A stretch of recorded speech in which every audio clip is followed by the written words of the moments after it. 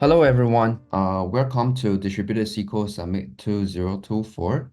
So this year, I'm excited to invite one of our customers, Airwallex, Harry from Airwallex, to share their experience using Yugabyte to enhance their digital experiences for their customers and the technical tricks which they are using to managing the database connections as well as allocating memories. Okay, next slide. Yeah. So in regards to agenda, firstly, Harry will talk about the brief introduction on the Airwallex business, then followed by their user journey for adopting Yugabyte and some of their best practices while using Yugabyte. Then lastly, I will touch base on what you can expect from Yugabyte in the roadmap. All right. And just a little bit about ourselves. So my name is Ron. I'm currently the Senior Solution Engineer from YugabyteDB. So before joining Yugabyte, I was doing all things around data. So I was handling relational databases in Visa and doing data warehouses in-memory data grid in Pivotal. I was also doing data platforms, AI and machine learning in HP Admiral. So in case you have anything to discuss in regards to data, feel free to reach out to me. Okay, then I will pass on to Harry. Hi everyone, I'm Harry from Airwallex. I have been with Airwallex since 2016, helped Airwallex to build the fundamental services from the very beginning. So yeah, thank you, Ron and the Yugabyte team for having me here to chat about our journey of adopting YugabyteDB. To begin with, I'll give you some a little bit introduction of Airwallex. What does Airwallex do, and in the business model we are of Airwallex. So Airwallex is a fully licensed regulated fintech company. The services provided by Airwallex includes multi-currency business accounts, FX, payment processing, and API integration. Airwallex business account allows clients to collect and hold funds up to 19 different currencies and can transfer to over 180 countries and 40 plus currencies.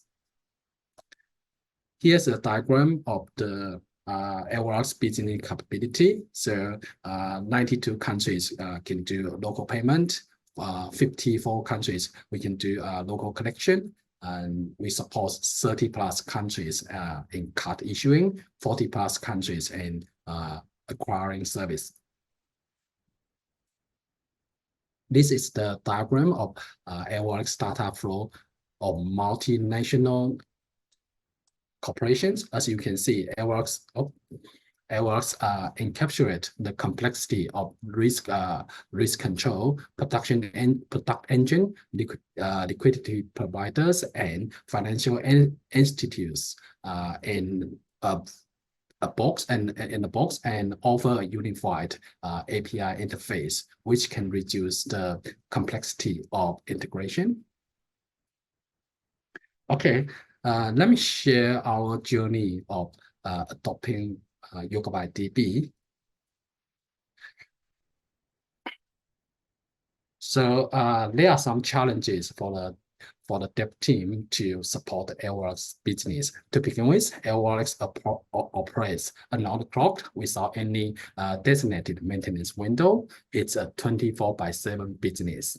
So the Airwallex data is distributed by nature as well, because we support 180 different countries, in terms of services. So we also require low latency in terms of our business. So especially for FX and card, we require super low latency. In the past, we actually have some other solutions to support all those features we required, but they all got different pitfalls. Take Cassandra, for example. The query pattern is closely tied to the physical data layout, which means that it's very hard to evolve the application while the business requirement change. And the transaction support is quite limited as well. For Postgres Cloud SQL, it actually required, schedule a maintenance window And the failover process can introduce downtime as well, which is a big challenge for us to support a 24/7 business. Not even to mention the overhead of operational maintenance cost, and it's a single point of failure, definitely. So why YugabyteDB? There are quite a few features offered by YugabyteDB we really wanted. For example, it's a Postgres compatible drop-in replacement, so it can reduce a lot of migration effort for us since we got a big Postgres-based code base. Secondly, it offers fault tolerant and requires no maintenance window. The read-only replica cluster can provide us super low latency when it comes to different data centers access. So the operational overhead is quite low, nearly none. And there are some future-proof features we really like to try out in the future, like row-level geo-partitioning. So this is an example of row-level geo-partition architecture we would like to try out in the future. We would like to have a single table, but have different rows stored in different data center to fulfill our legal requirements. Okay, let's talk about smart driver. Smart driver is one of the important components in the whole solution. It offers cluster awareness, topology awareness, and shared awareness, which can provide high availability and low latency for us. Okay, this is one of the deployment example for our application. So we have our primary cluster hosted in Singapore data center. However, we got a read replicas hosted in Hong Kong, Netherlands, and US. For the application deployed to Singapore, it write to the primary cluster. For the application deployed to other data center, for example, like Hong Kong, it writes to the primary cluster, but it read from the local cluster Hong Kong first. If Hong Kong failed, you will fall back to the primary cluster. And all those magic are done by the driver with the configuration of topology key. It's totally transparent to our application, which reduces quite a lot of operational costs for us. Okay, I would like to share some best practice while we adopting the YugabyteDB. To begin with, the query tuning strategy is quite different than Postgres because the data are distributed in nature. So not just data, both data and indexes are distributed. So you need to design your sharding key, either hash or range carefully, especially for the indexes. Many people may are not aware of the index. The indexes are distributed as well. The Jones and distributed database are more expensive in nature, so need to be careful about complicated Jones when you design the query. However, YugabyteDB provides some out-of-box optimization already. For example, like batch nested loop and cost-based optimizer.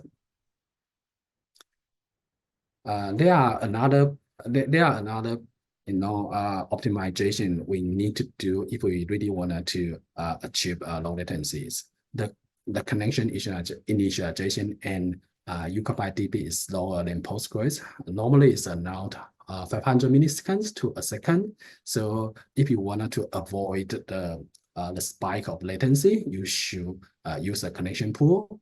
And secondly, if you are using read replica, you probably have to warm up all the prepare statement as well, because a prepare statement from a read replica need to fetch the PG catalog from the primary cluster, which will introduce some latencies as well. So I actually create a prepare statement Cation warm-up library in the following link. If you guys need it, you can double check the link. Okay, I'll hand over to Ron to talk about the roadmap. Yeah, thank you, Harry, for the sharing. It's very informative. So we know what are the things that the Airwallex team hit when you guys are adopting the YugabyteDB, and how do you guys get around with it. So I'd like to share a little bit more on what you guys can expect in the roadmap of YugabyteDB, which can further improve your adoptions with YugabyteDB. So one of the key features that is uh will be released soon is actually called YSQL connection manager. Right now it's in tech preview. So this connection manager, you can treat it as a server-side connection pooling. So just now you mentioned that with the current setup, the initial database connection establishment is considered very slow. So these problems can be resolved by connection manager, right? And some of the key features for our YSQL connection manager is that it is a single pool per database. So in terms of the scalability, it's much better compared to PG Bouncer or Odyssey, which creates a pool for combination of users and databases, right? The second key feature is that it supports for session parameters. So you can actually use a set statement to set different kind of session variables. And the last one, which is I think also applicable for Airwallex use case, is that you need a prepare statement. So right, so the server-side connection pooling can actually support the prepare statement as well. Right. Next slide. Okay, then I'd like to show some numbers which is easier to visualize. So in terms of the connection creation latency, as you can see in this graph, so when a connection count grows from 250 to 500, 1,000, and 6,000, we do a apple-to-apple comparison between Postgres and YugabyteDB with Connection Manager. So as you can see over here, when the connection count grows dramatically, actually Yugabyte offers 5 times, even 20 times faster connection creation with the connection manager. All right, next. Just now we talk about connection latency. Now we talk about concurrent connections. So as you can see over here, we also do an apple-to-apple comparison between Postgres and YugabyteDB. So under different workloads, YugabyteDB can support 5 times more connection count. I mean, concurrent connections, right? Okay, next. Then besides the database connection, memory allocation is also very important in the distributed database. So here I'd like to do a quick exercise on the memory allocation. So let's just take an example on a typical YugabyteDB deployment with it, which is a 3-node YugabyteDB cluster, and the both YB master and YBT server, they will coexist on the same node. And we do have a default setting of memory allocation for like master servers, T servers, Postgres, etc. However, those default settings may not be optimum for all kinds of use cases. So for your specific use cases, you may need to tune your memory allocation. So one of the example that we have done for Airwallex is to tune their memory allocations for master T server and Postgres, because for that specific use case, they will need more physical database connections, right? So that's for this example, let's just take a 8 vCPU core machine with 32 GB RAM per node. Okay, so generally for YB master process, we will allocate 10% of RAM, which is equivalent to 3.2 GB in this case. Then for T server, we'll normally allocate like a 50%, which is 17.6 GB. Then for Postgres plus the operating system, the rest of the RAM will be allocated to this. And let's take sorry. Okay. Let's take a look at the DB connections and tablet overhead. So all the database connection, when you actually create a database connection, PG backend, it will consume certain amount of memories, right?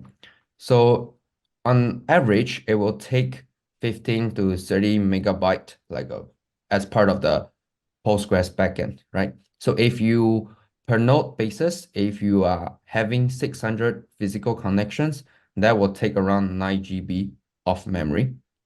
But if you want to turn on the PG catalog cache, which Harry mentioned just now, because especially in the remote read replica deployment, in order for the read replica node to actually have the catalog information, it actually needs to go to the master node, which sit in another region, which is, have a high latency.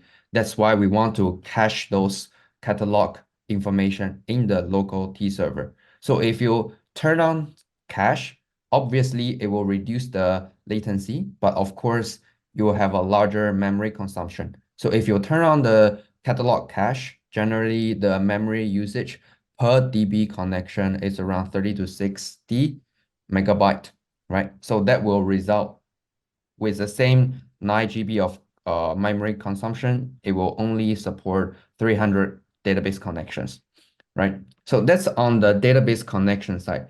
But you also need to bear in mind that we always need to balance the database connections as well as the tablet overhead. So in general, we can see that each tablet peer, it will consume maybe 7 megabyte of T server memory. So if you have 1,000 tablets peers in one node, that will consume 7 GB memory, right? So it's always a balance of how many database connections you want, and also how many tablets or how many data you want to process in your database nodes, right? So depends on the case by case, then we will decide what's the best way to allocate the memory. All right. I think with that, that concludes our sharing on the connection management as well as the memory allocation. So if you have any questions, feel free to reach out to us or post your questions in the Q&A channel. And don't forget to join us on the Slack and start us on the GitHub. All right. Thank you. Thank you.